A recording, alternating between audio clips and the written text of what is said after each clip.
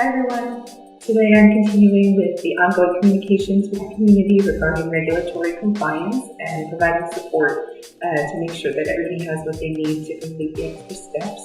In addition, I'm continuing to keep social media running and ongoing research about smart cities and universities around the world. See you next time. Hey DailyDAV, what's up? So today I made final minor corrections to Connect and EcoMotion event.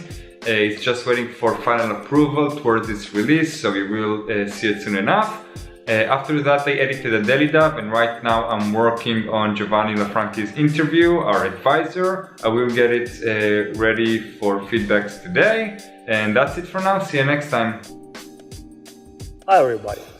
A few days I worked about my amazing task, collapse for our partners. I made the several variant screen and they continue make new screen.